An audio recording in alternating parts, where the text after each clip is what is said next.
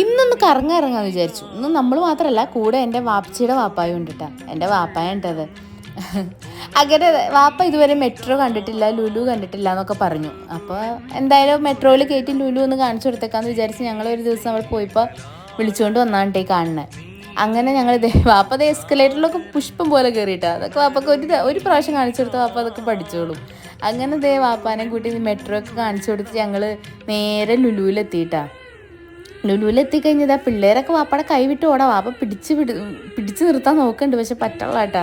ഇപ്പം പറഞ്ഞു പിള്ളേർ കുഴപ്പമില്ല, നമ്മുടെ അടുത്തേക്ക് വന്നോളും, അവർ അതിൽ കൂടെയൊക്കെ നടന്നിട്ട് വന്നോളും എന്ന് പറഞ്ഞു.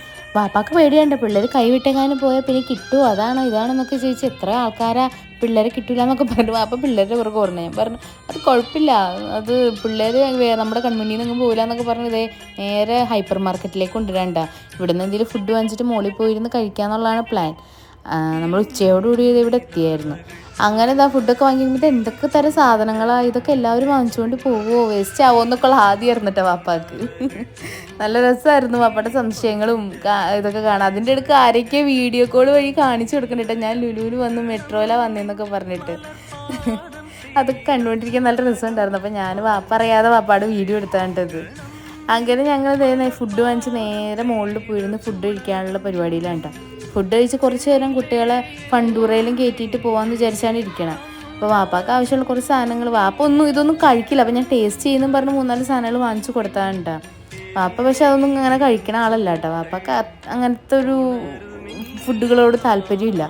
അങ്ങനെ ഞങ്ങളിത് കുട്ടികളെ ഇതിൻ്റെ അതൊക്കെ കയറ്റിയിട്ടാണ്. അപ്പോൾ ഇന്നിപ്പോൾ വന്നപ്പോൾ എനിക്ക് ഇത് തന്നെയായിരുന്നു ഓർമ്മ. കാരണം ഞാൻ എൻ്റെ ചെറുതായിരുന്നപ്പോൾ എന്നെ ഏറ്റവും കൂടുതൽ പുറത്ത് കൊണ്ടുപോയിരിക്കണത് ഈ വാപ്പായാണ്. എൻ്റെ വാപ്പച്ചി പുറത്തിറങ്ങുകൊണ്ട് അങ്ങനെ നമുക്കങ്ങനെ കാണാനോ പോകാനോ ഉള്ള ഒരു ഇതുണ്ടായില്ല. എന്നാലും വരുമ്പോൾ എവിടെയെങ്കിലുമൊക്കെ കൊണ്ടുപോകും. പക്ഷേ ഏറ്റവും കൂടുതൽ ഞാൻ എൻ്റെ സ്കൂൾ കാലത്തിലാണെങ്കിൽ സ്കൂളിൽ കൊണ്ടുവെക്കണതാണെങ്കിലും വിളിച്ചുകൊണ്ട് വരുന്നതൊക്കെ ആണെങ്കിലും ഈ വാപ്പായായിരുന്നു. ഇന്ന് ഞാൻ ഈ വാപ്പാനെ പുറകിൽ വെച്ചിട്ടാണ് എൻ്റെ ആക്റ്റീവയിൽ വന്നപ്പോൾ ഞാൻ ആലോചിക്കുകയാണ്, എനിക്ക് കാലങ്ങൾ കഴിഞ്ഞല്ലോ, ഞാനാണല്ലോ ഇന്ന് വാപ്പാനെ പുറകിലിരുത്തി കൊണ്ടുപോകണമെന്നൊക്കെ. എനിക്ക് ഭയങ്കര ഒരു കണക്കിന് ഭയങ്കര സങ്കടമുള്ള നിമിഷമായിരുന്നു. ഇവർക്കൊക്കെ വയസ്സാവാണല്ലോ എന്നൊക്കെ ഒരു ഓർമ്മയായിരുന്നു കേട്ടോ. അവർക്ക് മാത്രമല്ല, കൂട്ടത്തിൽ നമുക്കും വയസ്സാവാണല്ലോ. അങ്ങനെ ഇതൊക്കെ കാണിച്ചു കൊടുത്തപ്പോൾ മനസ്സിൻ്റെ സന്തോഷം കേട്ടോ. കാണാത്തതല്ലേ നമ്മൾ കാണിച്ചു കൊടുത്തത്, അപ്പോൾ അതൊരു സന്തോഷമുണ്ട്.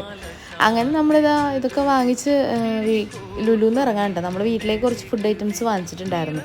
അങ്ങനെ നമ്മൾ ഇറങ്ങണേണ്ട. ഞാൻ ഈ വാപ്പായും ഇവിടെ നടന്നു വരുന്ന കണ്ടിപ്പോൾ എൻ്റെ ഒരു ചെറുപ്പകാലം ആലോചിച്ചു കേട്ടോ. കാരണം ഞാനും വാപ്പായും ഇതേപോലെയായിരുന്നു. എവിടെ പോയാലും എന്നെയും കൊണ്ട് പോകുമായിരുന്നു. അങ്ങനെയായിരുന്നു. വാപ്പക്ക് ഇവിടെ കൊച്ചിയിലായിരുന്നു കേട്ടോ പണി. അപ്പോൾ വാപ്പ അതിൻ്റെ വിശേഷങ്ങളൊക്കെ പറയാം. പണ്ട് ഇതിൽ കൂടെയൊക്കെ പോകുമ്പോൾ ബസ്സിന് പോകുമ്പോൾ ഇങ്ങനെയൊന്നും ഉണ്ടായിരുന്നില്ല, 1 രൂപയൊക്കെ ഉണ്ടായുള്ളൂ.